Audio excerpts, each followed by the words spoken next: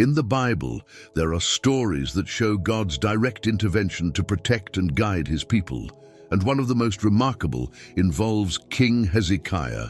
Facing one of the greatest threats of his time, Hezekiah lived through one of the most powerful experiences of faith and miracle. During his reign, which began when he was 25, he faced formidable enemies, but his relationship with God was what set him apart.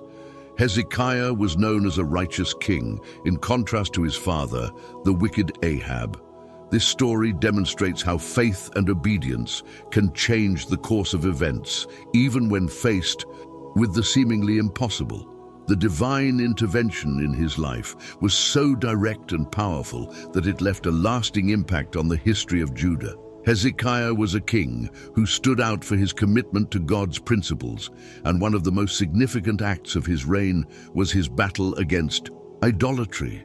In a time when the people of Judah had fallen into pagan practices, he rose with courage to restore true worship. He destroyed the high places of worship, the Asherah poles, and most strikingly, the bronze serpent that had been raised by Moses centuries earlier. Although it had initially been a symbol of salvation, this object had been corrupted by idol worship. Hezekiah understood that the purpose of God for this symbol had been distorted, and so he acted decisively to remove it, thus restoring purity in the worship of the people of Israel. This act not only represented his obedience to God, but also demonstrated his unwavering faith and commitment to the divine commandments. King Hezekiah became a role model of devotion and righteousness, standing out for his integrity, a true leader who placed his hope in the Lord. After so much suffering due to the infidelity of previous kings, Hezekiah was a breath of hope for the people of Judah. Unlike many of his predecessors who disobeyed God, Hezekiah followed his ways with faithfulness and righteousness. His reign was an example of prosperity and success, all thanks to the presence and blessing of God. In every challenge he faced, God was with him, granting him success in all his endeavors. One of the most notable events of his reign was the rebellion against the king of Assyria, who had subjugated much of Israel. Hezekiah, unlike the previous kings who had submitted to this empire, decided not to serve Assyria anymore. This act of courage not only showed his unwavering faith in God, but also his desire to free his people from oppression. Meanwhile, the king of Assyria, Shalmaneser, devastated Israel, capturing Samaria after a long siege. This event made clear the fate of those who disobey the covenant with God. The people of Israel, for their constant rebellions, were taken captive to Assyria as punishment for not heeding God's voice or following the commandments of Moses. In the 4th year of Hezekiah's reign, King Sennacherib of Assyria launched a devastating offensive against Judah. He attacked and conquered all the fortified cities in the region, leaving Jerusalem as the only remaining stronghold. Faced with this imminent threat, Hezekiah, desperate to save his people, decided to send a message to the king of Assyria, pleading for him to withdraw and offering to pay whatever. In price, he demanded. Sennacherib, with a demand of 300 talents of silver and 30 talents of gold, imposed a heavy burden on Hezekiah. In order to meet this demand, the king of Judah had to empty the treasures of the Lord's temple and the resources of his own palace, handing over all the available silver. He also removed the doors of the temple, even stripping the gold adornments he had placed to honor God. However, this temporary submission did not result in the peace that Hezekiah had hoped for. Despite paying the tribute, the threats from Assyria did not disappear. Sennacherib, the successor of Shalmaneser, continued his unstoppable campaign, and Judah, although able to buy some time, saw its fate becoming increasingly uncertain, with Jerusalem as its only refuge against the looming threat. At this point, Hezekiah might have felt he had made a grave mistake in trying to resolve the situation by paying such a high ransom. He had admitted his failure to Sennacherib, and in his desperation, offered a ransom to prevent his people from suffering the same fate as the kingdom of Israel. However, the massive demand of 300 talents of silver and 30 talents of gold forced him to even use the sacred resources of the temple, which must have been an act of great sacrifice. Despite his efforts, the situation not only didn't improve, but it soon worsened. God, in his sovereignty, had other plans. He wasn't going to let Hezekiah face this threat alone. The Lord would surround the Assyrians with his divine power to test the king's faith and show the people of Judah that their trust in God would never be in vain. Meanwhile, Sennacherib, not believing the ransom was enough or seeking any excuse to attack, sent a delegation of soldiers and a massive military force to demand the surrender of Jerusalem. The Assyrian king, confident of his victory, believed he could easily break the city's resistance. In response to the ransom paid by Hezekiah, the king of Assyria was not satisfied and decided to escalate the pressure. Instead of retreating, he sent his generals, Tartan, Rabshakeh, and Rab, with a formidable army to confront the king of Judah. These Assyrian leaders arrived at Jerusalem and stopped near the aqueduct of the Upper Pool, on the road to the Washerman's Field, a strategic location. From there, they sent a clear and direct message to King Hezekiah. Rabshakeh, one of the generals, spoke with contempt for Judah's trust and their attempt to resist. He said to the king's officials, "Tell Hezekiah, this is what the great king, the king of Assyria, says. In what are you trusting? You say you have strategy and strength for war, but they are just empty words. In whom are you trusting to rebel against me?" Rabshakeh openly challenged Hezekiah and questioned his alliance with Egypt, a weak ally in comparison to the unstoppable force of Assyria. However, the most direct threat came when he mentioned the God of Israel. He reminded them that Hezekiah had removed the altars and high places in Judah, saying that only the altar in Jerusalem should be worshipped. With these words, Rabshakeh sought to undermine Judah's confidence in their God, suggesting that he would not be able to save them now. Sennacherib's royal spokesman laid out what he believed were irrefutable facts to break Hezekiah and his people's resolve, urging them to surrender without a fight. First, he argued that Egypt, far from being a helpful ally, was a useless support that would not deliver them in their time of need. This was true in many respects, as Egypt no longer had the strength to counter Assyria's military might. Secondly, the spokesman turned to one of Hezekiah's most controversial actions, the destruction of the high places and forbidden altars. While Hezekiah had done the right thing in removing these symbols of idolatry, the spokesman suggested that the people of Judah would anger their God by destroying these places. Though Hezekiah's intention was to purify worship, the current situation may have caused some to question whether his decisions had been wise, especially as they now faced such a massive threat. Third, Sennacherib's emissary emphasized the weakness of Judah's army in comparison to Assyria's overwhelming power, particularly after Hezekiah had attempted to bribe Assyria. This was also a bitter truth, as Judah's forces were no match for the Assyrian war machine. Finally, the spokesman made a claim that, though a blatant lie, was dangerously convincing. He stated that the Lord himself had commanded him to attack and destroy the land of Judah, suggesting, "Your God is on my side." For the demoralized people of Jerusalem, this statement seemed plausible, especially after witnessing how the Assyrian forces had crushed the northern kingdoms and now stood at their gates. This type of psychological threat was designed to undermine the people's faith and hope in the midst of despair.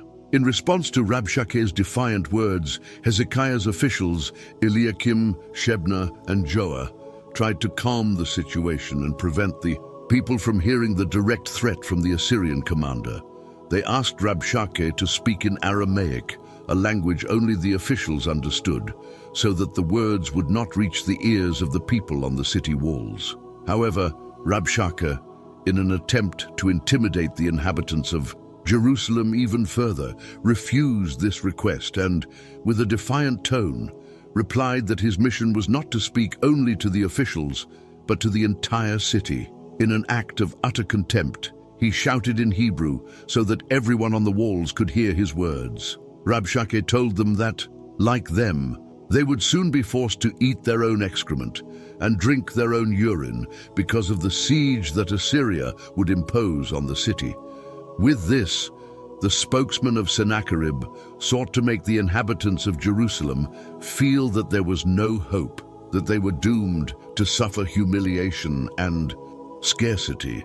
Then Rabshakeh continued his threat, stating that Hezekiah could not save them, and that even their trust in the Lord would be of no use. With words full of arrogance, he said that the king of Assyria already had control, and that no divine promise of deliverance could change their fate. This was a deliberate attempt to sow despair and distrust among the people of Jerusalem, who now found themselves not only surrounded, but psychologically attacked by their enemies' words.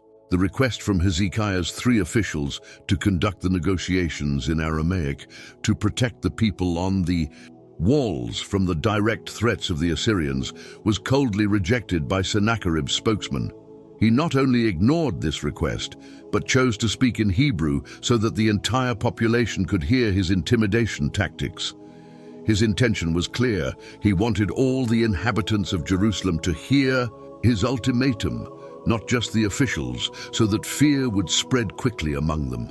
With a defiant and humiliating attitude, Rabshakeh directly threatened the residents of the city, using them as a means to sow despair. He then warned them not to believe Hezekiah's promises of divine intervention. "How long will the people of Judah keep trusting in their king?" Rabshakeh said with disdain. He then offered them an alternative: surrender to him and live in peace. He promised that if they submitted to Assyria, each of them would be able to live prosperously in their own land, enjoying the fruits of their vineyards, fig trees, and wells. He offered a life that seemed idealized and free from suffering, if only they would accept his surrender. He assured them that if they obeyed, they would not only survive, but would live in a land full of abundance. However, the most manipulative part of his speech was the warning that Hezekiah was deceiving them by telling them that the Lord would deliver them. This message, which mixed promises of prosperity with direct threats, was a deliberate attempt to undermine the people's trust in their king and their God, while urging them to surrender. The Assyrian spokesman offered a tempting vision of peace and prosperity in exchange for Jerusalem's surrender, promising a life of abundance in a land that, according to him, would be as fertile and prosperous as Assyria. For a people about to be besieged and isolated, these promises might have sounded appealing. The offer of grains, new wine, olive groves, and honey seemed like a life free from the hardships of war and siege. However, the true intent behind these promises was clear. Surrender meant losing Judah's sovereignty and freedom, becoming a colony of Assyria, in a parallel to Satan's temptations, who offers temporary pleasures and attractive options, but never delivers on his promises. The Assyrian spokesman tried to deceive the people with a false illusion of security. Rabshakeh mocked the trust in the gods of the nations that had fallen before Assyria, ironically asking where the gods of Hamath, Arpad, and Sepharvaim were to save their peoples.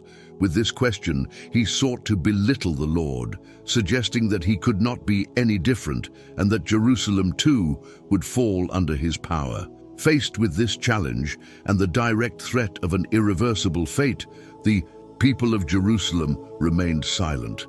The temptation was great, but their faith in God remained unbroken, and they did not respond to the Assyrian threats, perhaps recognizing that in silence they stood firm in their faith and trust in the Lord. King Hezekiah, upon receiving the message from the officials, remained silent in accordance with the order given, which was not to respond to Rabshakeh's threats. However, upon hearing the words of defiance against God and his people, despair and anguish took hold of him. Rabshakeh's speech had been a series of rhetorical questions meant to undermine the people's trust in their faith. The Assyrian spokesman pointed out that the gods of other nations had been unable to deliver their people from the grasp of Assyria, therefore questioning whether the Lord could save Jerusalem. This message left a deep mark on Hezekiah's heart, who, furious and despondent, reacted visibly. He tore his clothes in mourning, clothed himself in sackcloth, a rough cloth symbolizing humiliation, and went to the house of the Lord to cry out for divine intervention. Not relying solely on his own efforts, he sent his officials to seek out Isaiah, the prophet of God, with a desperate message. Through them, Hezekiah requested that Isaiah intercede before the Lord, pleading that God hear the blasphemies of Rabshakeh and the direct insult to the living God. Acknowledging that the people were on the brink of despair, Hezekiah asked for prayer for the few survivors left, seeking God's mercy for the remnant of Judah that still stood. This act was a recognition of his complete dependence on God in the face of a threat that seemed insurmountable. When King Hezekiah heard the report from his officials, he reacted with the same distress and despair. He tore his clothes and covered himself with sackcloth just like his men. At that moment, he must have wondered how such a terrible change had come to pass, despite his obedience to God and the renewal of worship in Judah. During his reign, he had followed the Lord's instructions, prospered, and had seen God's blessings. Yet in this moment, it seemed as though God was silent, not responding to his efforts and prayers. This situation serves as a reminder that faithfulness to God does not always protect us from adversity. Instead, it prepares us to face life's challenges. In times of crisis, how we live our lives from a divine perspective will be key to maintaining hope and strength. Trusting in God, both in good times and bad, not only prepares us to face problems, but also gives us the opportunity to witness God at work amid difficulties. Despite his anguish, Hezekiah went into the Lord's temple to worship. It was an act of faith, a recognition that even in desperation, the place of refuge was in God's presence. Additionally, he followed a tradition of his ancestors and sent a delegation covered in sackcloth to the prophet Isaiah. He asked them to bring God's word, trusting that the prophet could intercede for them. The king's servants explained Judah's dire situation and relayed the Assyrian insults against the living God. It was in this moment of utter desperation that Isaiah, moved by the Spirit of God, responded, "Say to your master, this is what the Lord says. Do not be afraid of what you have heard, those words with which the servants of the king of Assyria have blasphemed me. I will put a spirit in him, and he will hear a rumor and return to his own land, and I will make him fall by the sword in his own land." This promise from God was clear. He would take control of the situation and cause the king of Assyria to return to his land, where he would fall by the sword of his own people. God would not abandon them. Isaiah already knew the message he was to deliver to Hezekiah because God had revealed everything that was going to happen. In the midst of the distress and imminent threat, the prophet began his message with a word of encouragement: "Do not be afraid." This command appears frequently in the Bible, and it is one of the ways God comforts his people, instilling confidence and assuring them that he is in full control. Through Isaiah, the Lord reassured them that despite the threats, they could trust in him because God was fully aware of what was happening and had a plan in place. Not only had he heard Rabshakeh's blasphemies, but he himself would respond to them. The threat that Jerusalem would be taken would not come to pass, as King Sennacherib would return to his own land and die by the sword. The message of hope for the people of Judah was clear. God would not abandon them. However, peace still seemed far away, as when Hezekiah learned that the king of Assyria had left Lachish and was returning to attack Libnah, he received another message from Sennacherib.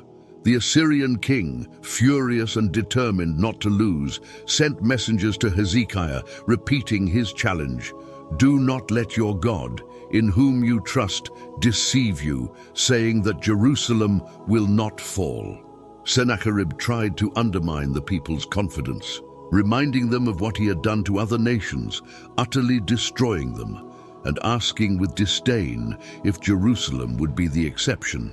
He even mentioned the gods of the nations he had conquered, mocking them and suggesting that the God of Judah would be no different. Again, Sennacherib questioned God's power, comparing him to the gods of Hamath, Arpad, and other cities that had already fallen under his dominion.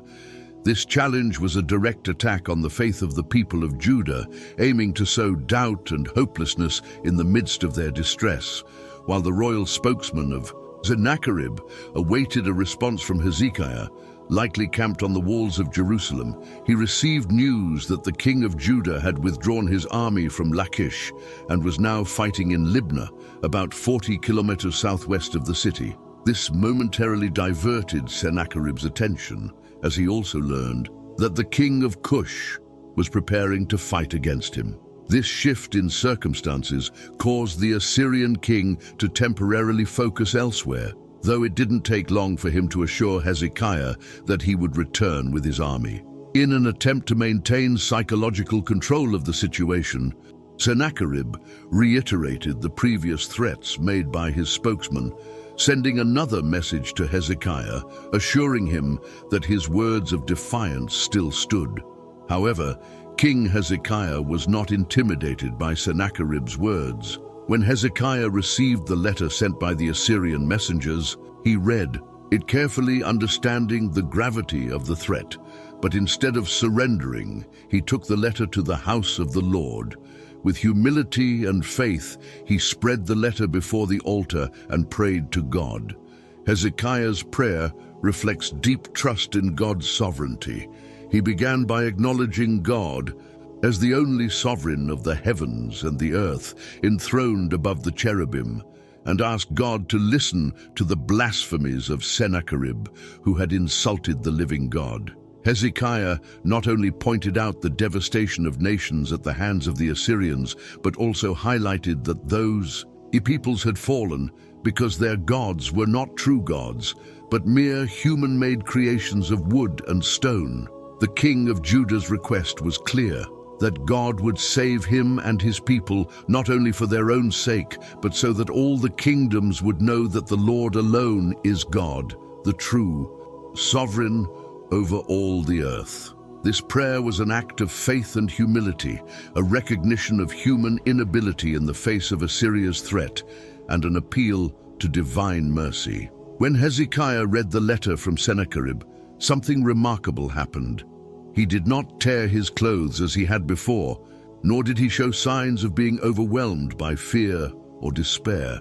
Instead of falling into anguish, this time he chose a different response, one based on faith. Upon seeing the direct threat from Assyria, the king of Judah did not allow fear to control his heart. Instead, his first reaction was to take the letter to the Lord's temple and lay it before God, a profound act of trust. By not tearing his clothes, Hezekiah sent a clear message. His hope did not rest in external circumstances or in the threat from the Assyrian king, but in divine intervention. By placing the letter in God's presence, Hezekiah symbolized that the entire situation, the entire threat, was under God's dominion, and only he could deliver them.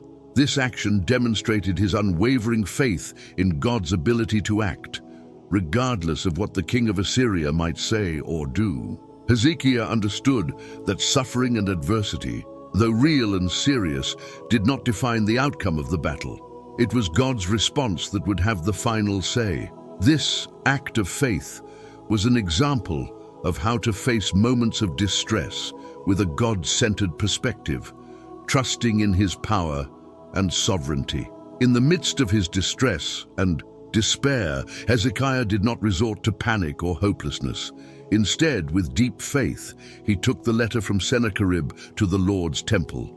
There he spread it before God, symbolizing his complete submission to the divine king. He acknowledged that only God had the power to save Judah, and in his prayer, he recalled the special relationship between the people of Israel and their Creator. Hezekiah knew that the gods of the nations defeated by Assyria had no power at all, as they were mere human-made creations, lifeless and unable to act. But the Lord is not a human creation. He is the Creator of everything, the one who made the heavens and the earth. By laying the letter before God, Hezekiah was not only presenting his complaint, but also recognizing that this attack on Jerusalem was not just a threat against his people, but a direct insult to God's very character. Hezekiah asked God to vindicate himself, showing his power and authority over all, so that everyone would know that he alone is worthy of worship. This prayer of Hezekiah, filled with faith, serves as a model for believers in times of affliction. Instead of succumbing to fear, Hezekiah sought divine intervention and recognized that God's glory was at stake. His prayer reflected complete trust that only God could act on behalf of his people. Shortly afterward, Isaiah, God's prophet, sent a message to Hezekiah, declaring that God had heard his prayer. The Lord's response to Sennacherib's blasphemies was powerful. God spoke of the mockery that the daughter of Zion would make of the king of Assyria, of how his arrogance would be humbled. God reaffirmed that it wasn't just the cities Sennacherib had conquered that would fall, but that he, the Lord, had planned everything from ancient times. Through Isaiah the Lord declared that despite Assyria's arrogance, he would take control of the situation. Sennacherib's plans would be thwarted, and the Assyrian king would return defeated like a prisoner by the very path he had come. This message from Isaiah was a direct and powerful response to Sennacherib's blasphemy, reaffirming that the Lord had everything under his control and would not allow his people to be destroyed. God, as always, heard Hezekiah's prayer and responded with a powerful declaration through the prophet Isaiah. The Lord's response was a direct and poetic mockery of Sennacherib's arrogance, exalting God's sovereignty over all nations. The Assyrian king had not only ridiculed Judah and its king, but had also blasphemed against the God of Israel. In his pride, Sennacherib assumed that his victories and conquests were the result of his own power and strategy, paving the way through various nations as if he were the supreme leader. What he did not know was that his victories were not the result of his ability or strength, but were predestined by God as part of his divine plan. Sennacherib, like any other ruler or leader on earth, was merely a pawn in God's sovereign kingdom. He could not take a step or have a thought that God was not aware of, including any anger directed toward the Lord. The Assyrian king, in his arrogance, would soon discover how insignificant he was when God dragged him back to Syria. The message from God was clear. There is no power on earth that is above his sovereignty. Next, God gave Hezekiah a sign of hope for the people of Judah, despite the distress they were enduring. The Lord promised that, although the kingdom of Judah was going through difficult times, there would be restoration. In the first and second years after the invasion, the people would eat from what grew by itself, but in the third year they would plant vineyards and reap their fruit. This sign was a promise of abundance after desolation. The remnant left in Judah would take root and bear fruit, showing that despite destruction, the nation's restoration and rebirth were assured. God declared that the zeal of the Lord of hosts would make this possible, and nothing could prevent his will. From Jerusalem and Mount Zion, a group of survivors would emerge who, under God's protection and power, would prosper and rise from the ashes. God, in his mercy, offered words of comfort to Hezekiah and the people of Jerusalem, who were facing a desperate situation with an imminent siege and the threat of famine due to the Assyrian blockade. The people of Jerusalem could not leave the walls to sow, leaving them vulnerable to hunger, but God gave them a sign of hope. The sign that the Lord gave to Hezekiah was clear.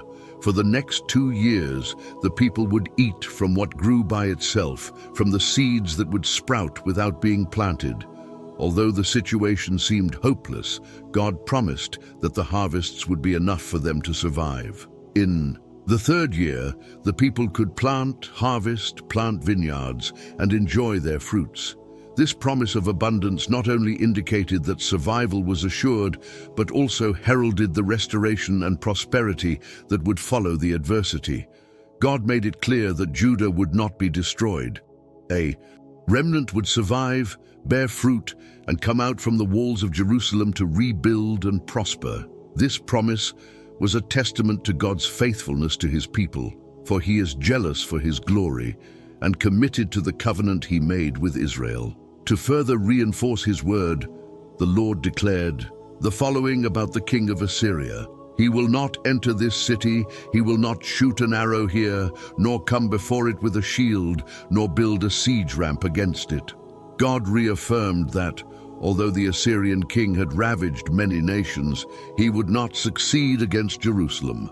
By the way that he came, by the same way he will return, said the Lord, making it clear that the city would be defended and protected.